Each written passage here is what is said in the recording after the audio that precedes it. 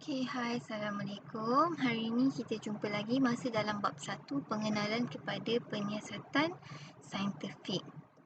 Seperti minggu sebelum ini, saya dah terangkan mengapa sains adalah sebahagian daripada kehidupan seharian. Sains ialah disiplin ilmu yang melibatkan pemerhatian dan eksperimen yang sistematik terhadap fenomena alam dan semula jadi. Ni adalah antara kepentingan sains dalam kehidupan harian yang awak boleh lihat dengan jelas.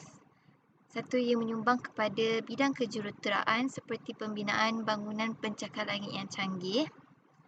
Contoh yang awak boleh lihat paling dekat dengan kita di Malaysia ialah Menara KLCC.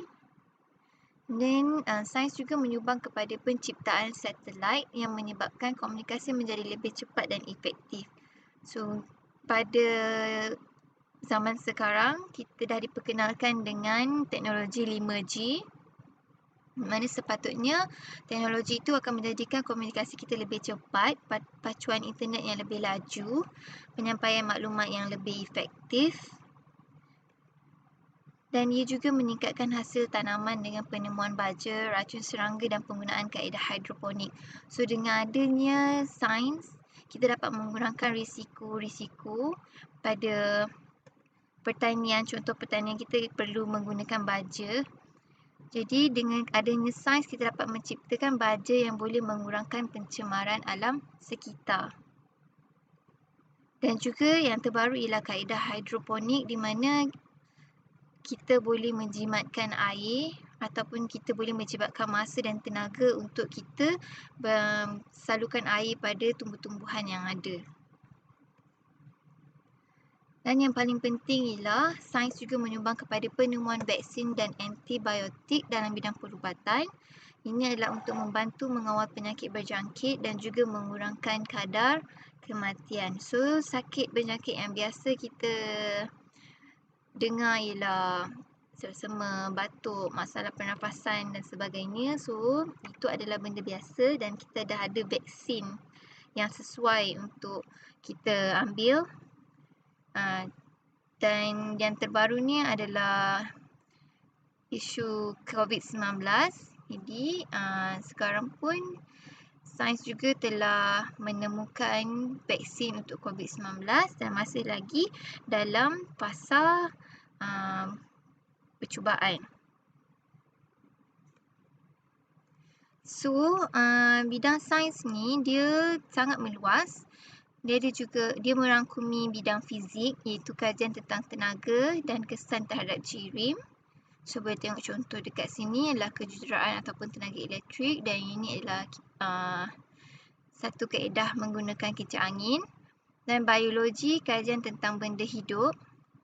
Contoh yang dibagi kat sini adalah tumbuhan, ataupun dalam zoologi kita bekerja dengan haiwan. Dan kita ada kimia, kajian tentang jirim dan tindak balas yang akan berlaku. Biasanya ini yang melibatkan kerja-kerja dalam makmal, biasa farmakologi, forensik dan toksikologi. Bidang geologi iaitu tentang batuan, tanah dan juga mineral. Astronomi, kajian tentang planet, bintang dan objek lain dalam alam semesta. Dekat situlah kita boleh tahu kat mana kedudukan bumi dan bagaimana putarannya. Kemudian kita ada meteorologi, kajian tentang perubahan cuaca dan juga iklim. Kerja itu adalah hydrometeorology. Boleh tengok contoh-contoh dekat sini dalam bidang fizik, bidang biologi, bidang kimia, geologi, astronomi, meteorologi. Semua bidang-bidang sains itu menyediakan beberapa kerjaya dalam sains. Dalam bidang fizik, kita boleh menjadi ahli astronomi, oceanografi, guru, meteorologi, jurutera dan juga ahli fizik. Yang berminat dalam bidang biologi, kita boleh teruskan kerjaya dalam doktor perubatan, ahli botani, ahli zoologi, guru, ahli oceanografi, mikrobiologi dan juga biologi. Dalam bidang kimia, boleh teruskan kerjaya sebagai ahli farmasi, oceanografi, guru, ahli forensik dan ahli kimia. Dan dalam bidang geologi, kita boleh jadi ahli geologi dan juga guru. So, semua kerjaya dalam sains ni menyumbang kepada beberapa inovasi dalam teknologi. Contoh yang paling dekat dengan kita ialah telefon pintar, kereta. So, kebanyakan mesin dan alat yang kita gunakan setiap hari ialah hasil reka cipta sains. Dan mesin dan alat tersebut adalah untuk membantu kita menyelesaikan masalah dalam kehidupan seharian. So, yang paling common yang kita boleh tengok ialah kita punya telefon pintar. Sekarang dah boleh dapatkan internet dalam handphone, boleh berinteraksi menerusi aplikasi WhatsApp, Telegram dan sebagainya. Okey, untuk kerjaya sains setiap tahun akan ada penyampaian hadiah Nobel kepada ahli sains yang cemerlang dan ianya berlangsung di Stockholm, Sweden. So, semua ahli sains yang bekerja keras tidaklah sia-sia selain dapat menyumbang kepada masyarakat, dia juga diberikan pengiktirafan dan anugerah yang besar. Okey, untuk itu kita teruskan dengan topik seterusnya. Okey, radas makmal dan fungsi. Hari tu dah sentuh sikit tentang radas yang ada dekat dalam makmal. Okey, dan kenapa kita perlu mengenali setiap radas? Sebab setiap radas dia mempunyai fungsi yang tersendiri dan tidak boleh diguna pakai sesuka hati atau semena-menanya kerana ianya adalah sangat berbahaya. Okey, ini adalah bentuk tabung didih. Ini adalah untuk memanaskan bahan kimia dalam kuantiti yang kecil. So, kalau kita gunakan peralatan lain seperti bika contohnya untuk pemanasan, ia boleh menyebabkan radas yang kita guna tu pecah dan membahayakan diri dan orang sekeliling. Dan kita ada tabung uji iaitu untuk mengisi bahan kimia dalam kuantiti yang kecil. Okey, ini adalah bika. So, bika ni actually ada banyak saiz. Ada saiz kecil, sederhana dan juga besar. Ini adalah untuk mengisi bahan kimia dalam kuantiti yang kita perlukan. Ni kita ada kelalang kun. Yang ni adalah kelalang dasar leper untuk mengisi bahan kimia dalam kuantiti yang besar juga. Okey, ini adalah silinder penyukat untuk kita menyukat isi padu cecair. Okey, burat yang kita letakkan di tripod stand. Ini adalah untuk menyukat isi padu cecair dengan lebih tepat. Pipet yang menyukat isi padu cecair dengan lebih tepat.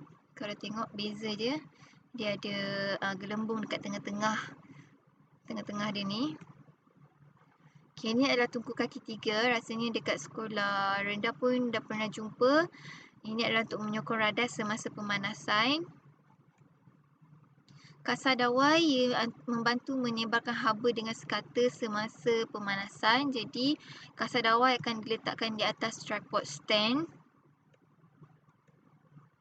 Dan kita ada corong turas, ialah untuk menuras atau menapis pepejal yang tidak larut dalam campuran. So, biasanya corong turas ni kita gunakan bersama dengan kertas turas.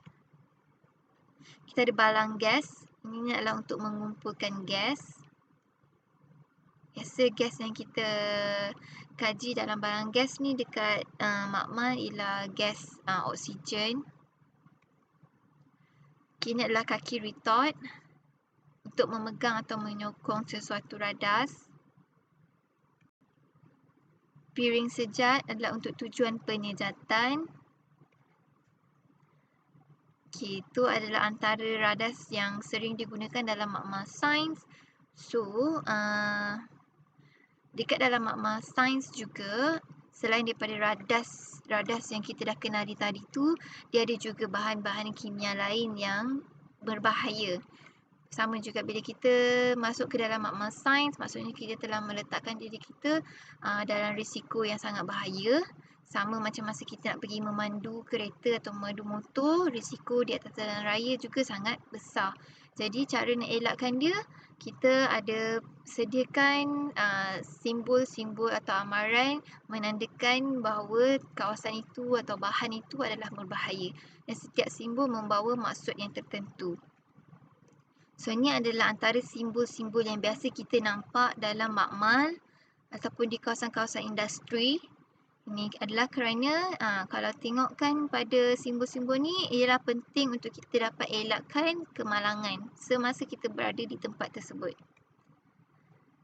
Okey, ini kerana setengah bahan, contoh seperti dalam gambar ni kita ada kalium, lithium, kita ada potasium. So ini semua adalah unsur yang ada dekat unsur atau bahan yang ada dekat dalam makmal sains dan ia adalah sangat bahaya kerana ia sedang untuk meluap. So, macam mana nak uruskan dia? Kalau tengok pada sini, dia disimpan dalam botol yang mempunyai minyak parafin dan kita labelkan dia. Okay, simbol-simbol amaran tu membawa maksud-maksud yang tertentu. So, ni antaranya ialah bahan tersebut ialah bahan yang merengsah. Kalau tengok simbol pangkah ni, maksudnya bahan itu bahan yang merengsah. Bahan merengsah ialah bahan yang boleh hasilkan wap atau wasap yang dapat memedihkan mata, hidung dan tekak.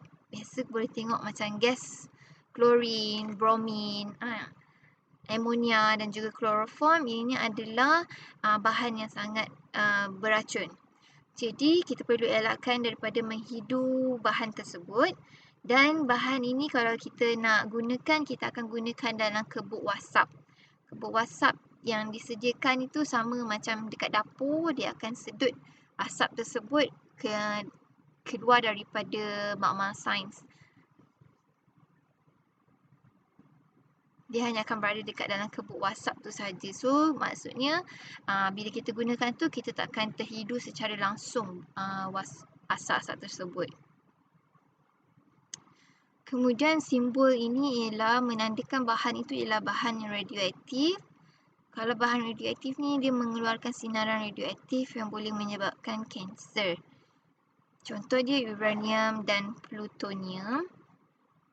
So bahan-bahan ni perlu disimpan di tempat yang tertutup dan di dalam botol yang gelap. Okay, bahan yang mengakis, kalau tengok simbol 2 tabung uji ni, okay, dia adalah bahan yang bersifat mengakis. Maksudnya kita tidak boleh sentuh bahan itu secara terus pada kulit kita. So kalau terkena pada kulit, kita perlu cuci bahagian tersebut dengan air yang banyak. So biasanya yang ini kita akan guna dengan kerap dalam makmal sains. Contoh ialah asid dan juga alkali yang pekat. Okay, simbol tengkorak ni biasa kita boleh nampak terutama sekali dekat bahagian industri. So ini adalah menandakan ini adalah bahan yang beracun atau bertoksik. So memang sangat-sangatlah tak boleh minum atau makan atau hidu atau merasa bahan-bahan ini. Actually almost semua bahan dekat dalam makmal sains tidak dibenarkan untuk minum, makan atau hidu bahan-bahan tersebut. Contoh bahan yang ada simbol tengkorak ni ialah merkuri dan juga klorin. Okay, ini adalah bahan yang mudah meletup. So kalau tengok simbol ni, bahan mudah meletup. So bahan yang ini perlu digunakan dengan cermat. Contoh gas hidrogen dan juga gas butana. So untuk penggunaan bahan ini perlu dielakkan daripada dekat dengan sumber api. Okay, ini ialah bahan mudah terbakar. Ia mudah menguap dan juga terbakar. So bahan ini juga perlu dijauhkan daripada sumber api ataupun haba. Contoh bahan ialah alkohol dan juga petrol. Okay, disebabkan oleh risiko bahayanya makmal, jadi untuk masuk ke dalam makmal ada beberapa peraturan dan langkah-langkah yang perlu dipatuhi oleh semua murid dan juga guru yang ingin masuk ke dalam makmal tersebut. Ini adalah untuk mengelakkan daripada perkara atau kemalangan, perkara yang tak diingini ataupun kemalangan berlaku. So, untuk masuk ke dalam makmal, yang pertama ialah tidak boleh masuk tanpa kebenaran dan perlu ada kehadiran guru. Okey, ini kesalahan yang biasa dilakukan oleh murid apabila kita nak melakukan eksperimen. Murid tidak membaca arahan atau menyediakan laporan eksperimen terlebih dahulu. Jadi untuk membuat eksperimen, perkara pertama yang perlu buat ialah menulis laporan. Ini adalah untuk awak baca prosedur dan bahan dan radas yang awak perlukan dalam eksperimen yang bakal dijalankan. Yang keempat ialah awak perlu gunakan semua bahan kimia dan peralatan dengan betul dan cermat. So, ada bahan kimia yang tidak boleh dibuang terus dalam sinki, contohnya hydrogen peroxide. Jadi perlu ada cara untuk kita lupuskan dia. Jadi pelajar kena tanya dengan guru terlebih dahulu. Okey, dalam makmal juga dilarang untuk minum, makan dan bermain-main di dalam makmal. Dan dilarang mengeluarkan peralatan dan bahan kimia dari makmal. Perlu kembalikan peralatan dan bahan kimia di tempat simpanan asal sekiranya kita telah menggunakannya. Okay, ini ada sebab kenapa setiap peralatan bahan disimpan pada tempat-tempatnya kerana disebabkan oleh bahan tindak balas bahan-bahan tersebut. So kalau kita letak di tempat yang tak sepatutnya, kita khawatir ia boleh mencetuskan letupan contohnya.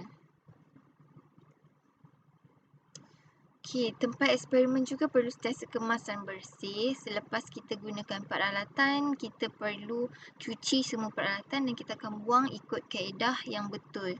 Kemudian, kita perlu cuci tangan dengan air dan sabun sebelum meninggalkan makmal.